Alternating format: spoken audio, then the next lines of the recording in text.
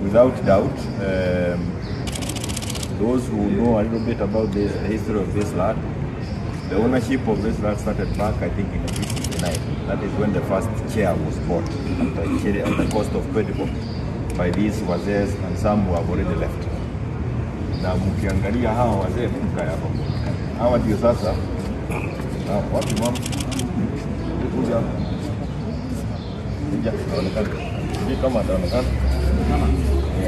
Nataka muangalie wale ambao wamestakiwa na kubomoa ua ya shamba ya Dr. William Samoei Ruto. Hawa 90 years. And remember, we were in Murang'a the other day with the 82-year-olds who had again been accused of belonging to Mogeki, and they were in the process of committing a felony.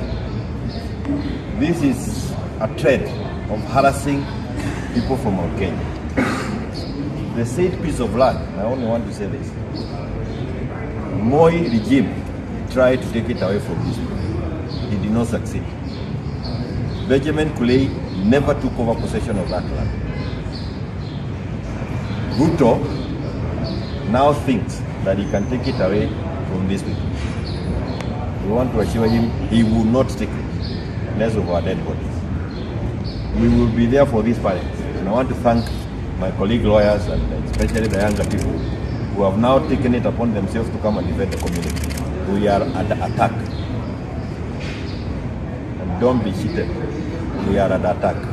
And Jen Kihara and colleagues who are in Bunge, you are elected by these people to defend and protect them, not to abandon them and go to the highest leader, because that's what you have done.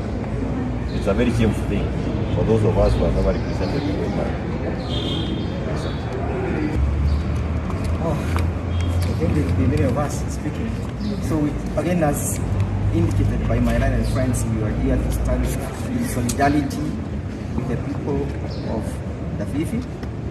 And most importantly, and this I want to go tribal and local because all politics is local, with the Kikuyu community who are being persecuted.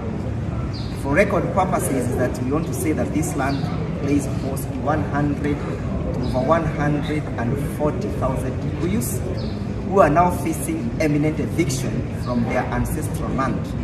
Fortunately, the name of the person evicting them was mentioned by none other but the Member of Parliament for Naivasha, Honorable Jemiah.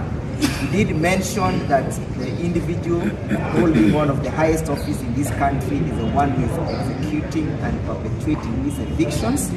And therefore we are saying, because we are in the new era of the new constitution, we shall come in and stand in the gap of betrayal. Our people have been betrayed by the leaders that they elected, but fortunately enough is that we gave birth to people who are able enough to stand in the gap of betrayal.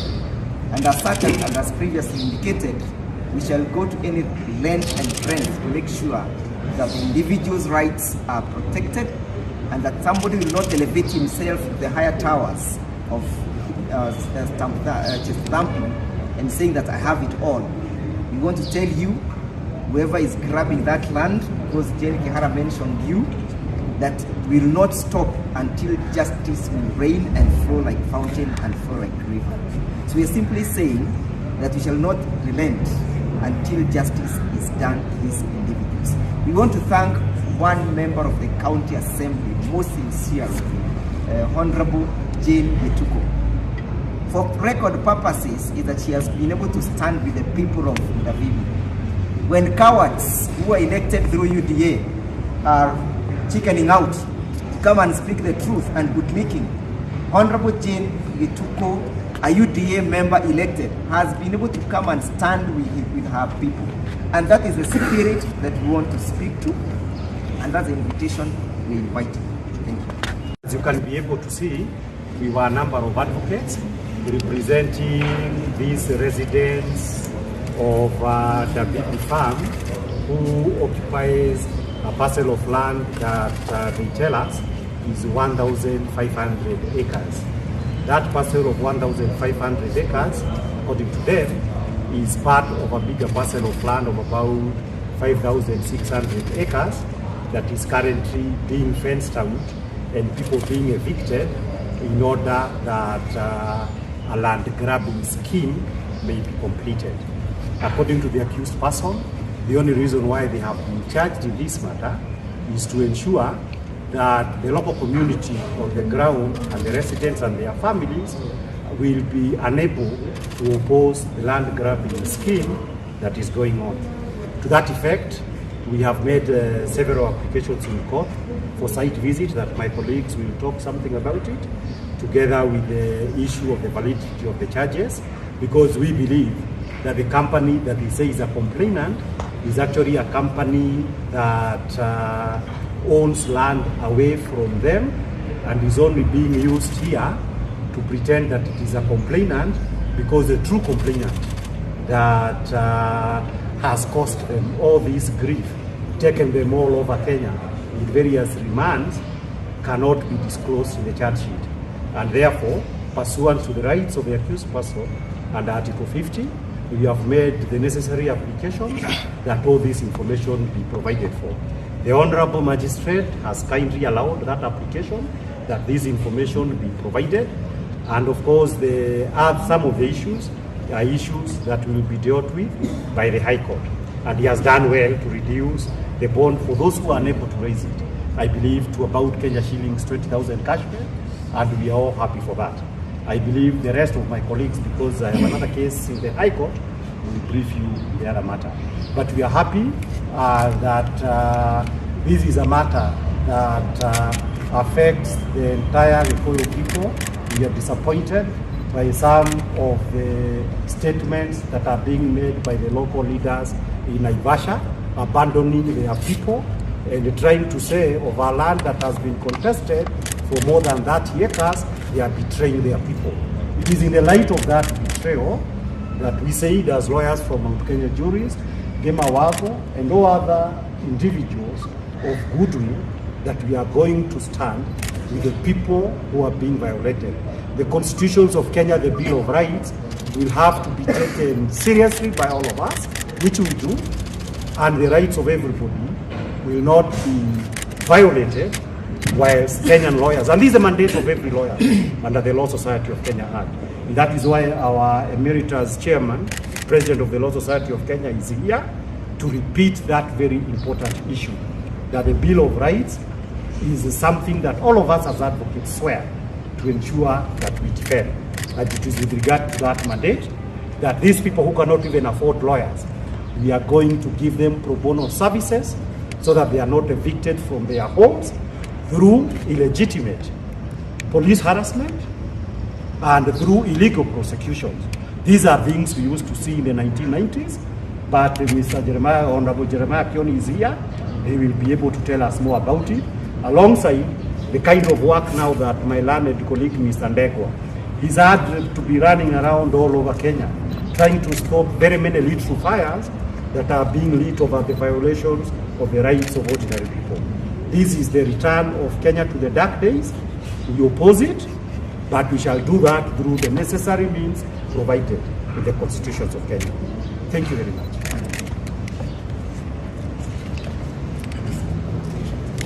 Ladies and gentlemen of the press, we have, as a group of lawyers, today pro bono represented persons who are accused of malicious damage to property and the ongoing evictions around the BBL.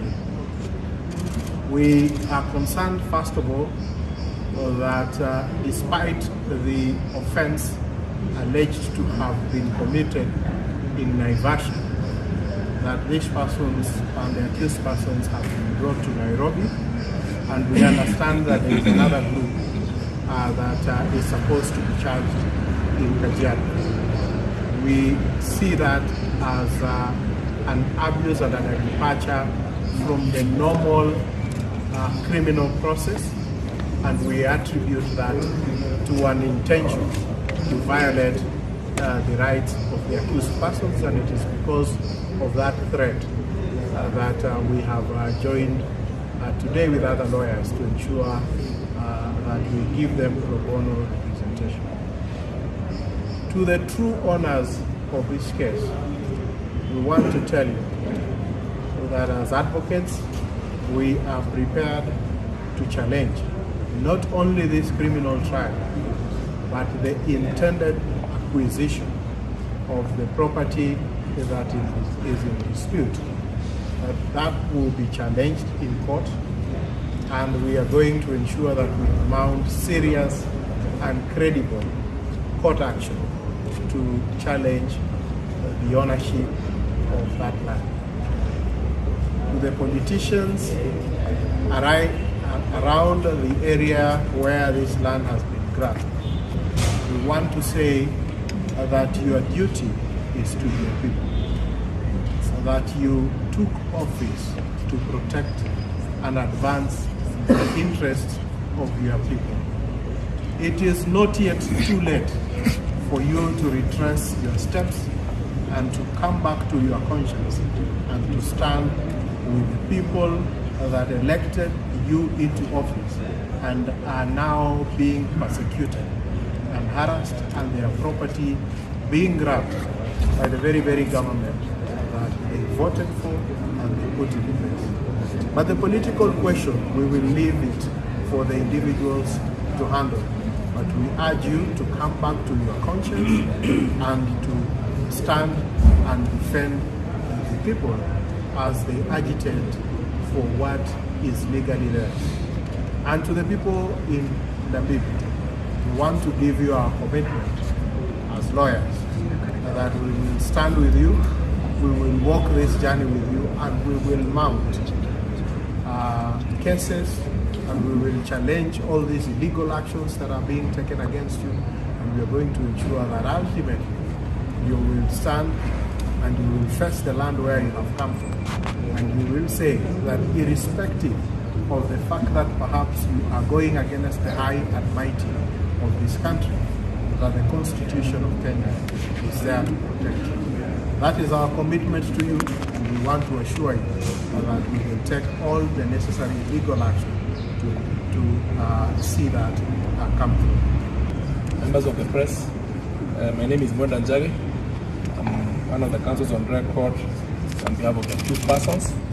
The reason I've called this Mwizi, who also happens to be my client, by the name of Boge Wanyeki. He is 90-year-old man among the accused persons who are alleged to have destroyed the land in the Bibi. I secured his release sometimes last week, having paid the cash bail of 50,000 then, through the intervention of Jemiah, who paid that cash bail and was released from industrial area. The other 28 will not be able to raise. We are happy to report that at least the court has today revised that cash bail from 50 to 20,000. These are the kind of accused persons who are alleged to have destroyed that particular property. I wonder which strength he has to destroy a stone. But the most important thing is that there is a title deed of where my clients exist. The title deed dated 26th of March 1974 of 1,004 acres. That is a sweet property that they have existed, and we are wondering which new title has been produced by the alleged new owner. Without any fear of contradiction, on the 8th of March 2024, the Honorable Jane Kihara Area MP made pronouncement that that land is now owned by none other than Dr. William Samoei Ruto. Silence means consent. It's only fair and just if the alleged new owner has instruments of title to furnish us, and we know on what basis he's alleging that he has a title, whereas we have an already existing title which has been found to be a legitimate title at the ELC court in Naivasha. Secondly, I wish to mention that those actions which are happening there, they amount to offenses of grave concern based on the numerous people being affected, who are 140,000 who are facing imminent threat of eviction. And I wish to emphasize that the BBI case pronounced itself that presidential immunity does not lie when the person of the president engages in a civil wrong.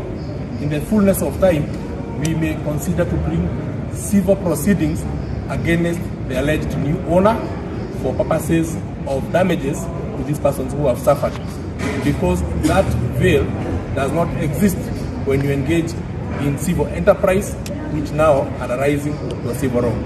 This is the embodiment of the persons facing eviction, and it's only fair. And I'm happy that in the fullness of time the court will grant us a site visit.